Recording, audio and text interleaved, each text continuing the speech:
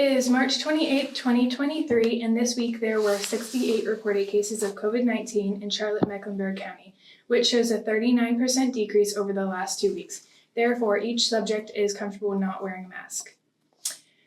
Hi, Fatou. Hello. Before we get started, will you go ahead and share your physical features for us? Yes, I am an African-American woman who's currently wearing a headband. I have my hair up in a ponytail. I'm about 5'10", and I'm not wearing a mask.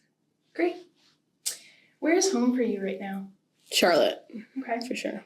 How long have you been in the Charlotte area? In June, it'll be 2 years. Okay.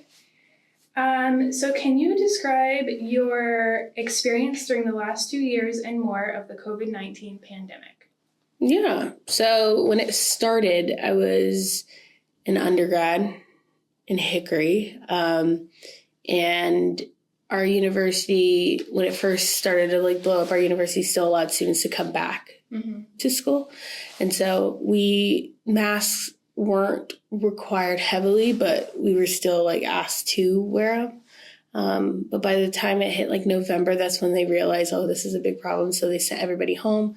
But unfortunately, I got COVID and a bunch of people in the university got COVID. And so that Thanksgiving, I actually spent it hotel hopping for the first part of it.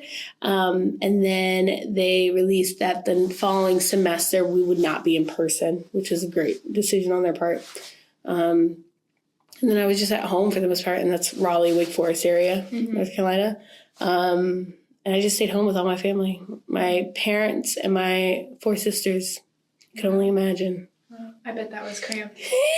We all had our space, but it was just it was so weird to see my mom and my dad at home all the time. That was in their natural, I saw their personalities. It was crazy. I don't know. Yeah. Stayed it. Yeah.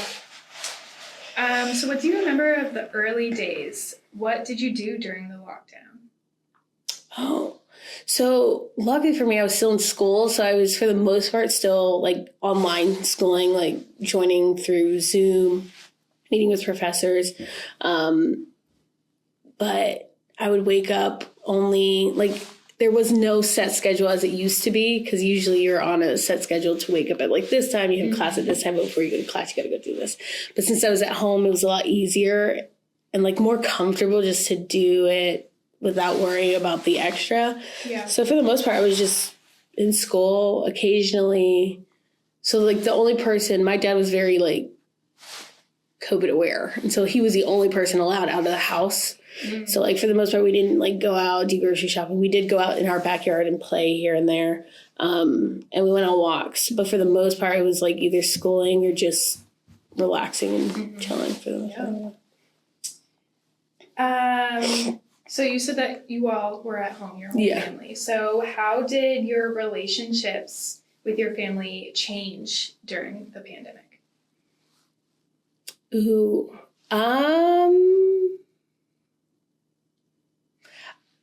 It didn't change. I mean, if you just could imagine, it's 5 girls in total in a house. And we're all we all have the similar personalities. We're not the same. So we always butt heads and everything. And it's actually funny because for the most part, our relationship didn't change. My relationship with my parents didn't change.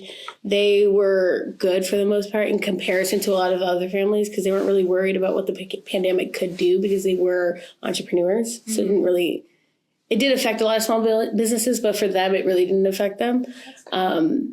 So we were just relaxing. But at some point, I personally was getting just exhausted, almost fed up. It was just a lot of stimulation. Yeah. So me and my sister, we decided for the summer of when, I think it's the summer of 20 or 21, where it slowly started to die down. We decided to go to the Outer Banks for a few months, and we went there and we worked, and that was a good separation. But while we were there, we noticed that there are certain people who weren't following certain protocols, but we made sure that we were sticking to it. Yeah. For the most part, yeah. For sure.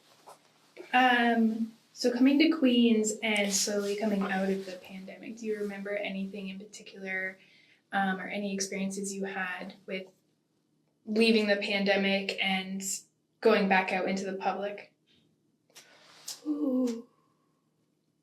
I think the biggest thing was that this might sound crazy, but I was shocked at how many kids came from the pandemic, like babies came from the pandemic, and like how like everyone's wearing masks and like it's almost normal for the kids. And it was very shocking. The first time I went to like the grocery store and I just saw everyone in masks and there were lines filing out. Like that was very eye-opening. Like this is like very serious. Yeah. For sure.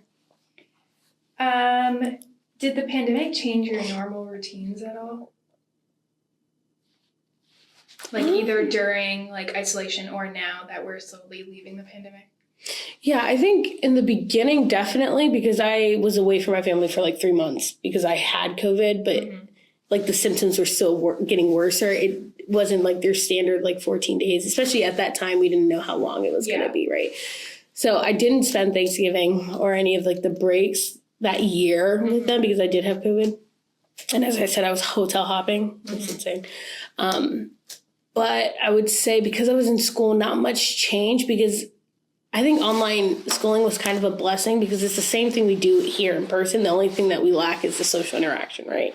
So I was still on the schedule of getting up when I needed to get up, completing the work that I needed to do. I think now it has changed because I think I'm more laid back in work. Like I have the motto is it's not that deep because I mean we just went through a pandemic. So yeah, I think that's the biggest changes that I've seen. Did you or your family have any long-lasting consequences of the pandemic? I am blessed to say on like my parents' side, like there was no financial concerns that came from the pandemic. I do think the pandemic, so one thing about my family is we come from, though they immigrated from Senegal, so first gen. So I think with the pandemic, it allowed them to be more enlightened to mental health concerns that were going on, even within their own home, right? So like, and obviously if you're cooped up in a house for this amount of time, and I think that's why they really pushed us to go to the Outer Banks. But if you're cooped up, you can see the signs of like depression or anxiety, right? So I think that was something that really they were enlightened by.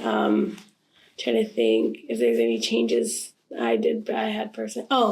Personally, like so I graduated and I applied for the Peace Corps and I had my assignment, and when I got my assignment a week later, they like shut it down because the Delta variant had already started to spread. And so like that really changed the course of everything that I was planning on doing. So then I had to last minute apply for something that I knew I could be good at. And so that was Queens, GHD. And so, yeah, I've been here ever since. But that's a major change that occurred in my life for sure. Yeah, that is a pretty big change. I think that was hard to go through. Yeah. So, like all of a sudden, too. Yeah. What are some good things you learned through your experience during the pandemic? It's good to take a rest. As I say, it's not that deep. I feel like the pandemic allowed people to understand that people do go through other things besides just the day-to-day work stuff, right? So like mental health is a big concern. Like if one day I text my boss, hey, I'm just tired, I don't want to be there, like, and they say, oh, it's okay, like that should be completely fine. Like everyone should deserve a mental health day. And I think my RAs can attest to me like being that, not easy, but being that understanding in the sense of like, I can understand it can be a tough day if you have multiple things that you're juggling at once, even if you are feeling sick. Because I feel like back in like before the pandemic, being sick was like almost not really taken seriously to the point of, unless you were actually going into the hospital. But now with the pandemic, a lot of people having it and the repercussions of it, like they're taking it a lot more seriously. So that's the biggest thing. How has the pandemic experience shaped you as a person? I think it's just made me more hyper aware of what's going on, right? It's made me more hyper aware about someone coughing or, you know what I mean? Like someone sneezing. Yeah. And I've always been interested in like current events and politics and stuff like that. So I think it's increased my intrigue in like actually listening to the news, whether that be through social media or like watching Rachel Maddow. It's crazy. But yeah, I think it's made me more intrigued into figuring out what's going on in the world and, educating myself. What do you think your future will look like? I have no idea. I have no idea. I don't know. I'm honestly just getting through these next couple months. So I'm going to graduate, and that's really my main focus. I don't have any idea, nor do I want to have an idea of what the future looks like, if that makes sense. That's okay. I think right now I'm just focused on just me and just relaxing because I feel like these past few years have been just a lot. Yes. So it's just a matter of me just taking a pause, and I can, like, I'm in a space where I can't take a pause. So that's that's good. That's the plan. Yeah. That's awesome. What did you learn from your own personal experiences during the pandemic? I learned to be resilient for sure. So besides losing like the opportunity to go to the Peace Corps, I was also like prior to applying for the Peace Corps, like when it first hit, I was going to be studying abroad and everything was done, everything was accepted. And then it really, like in Europe, that's when it started to blow up, like the COVID pandemic. So I couldn't go. Yeah. So I finished the rest. So I think I learned a lot of resilience. I think from my personal experience, I learned that in a sense, COVID was a blessing in disguise, right? Because I think it allowed for things that were kind of hidden in a lot of people to come out, right? Because you were just stuck. There's nothing else to do. So I think it was a blessing in disguise in a sense. Yeah. Those are some big changes. I bet that was hard to go through and lose both like two very big, like life-changing opportunities. Yeah. That's rough.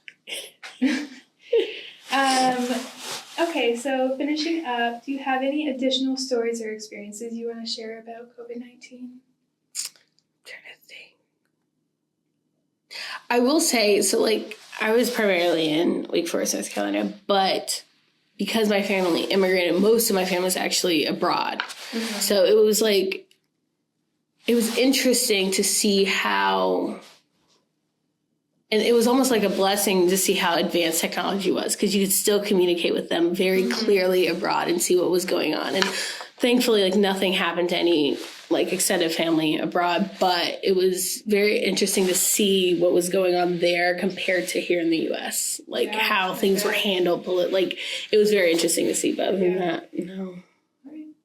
Well, thank you so much for being here today, Fatou. We appreciate it.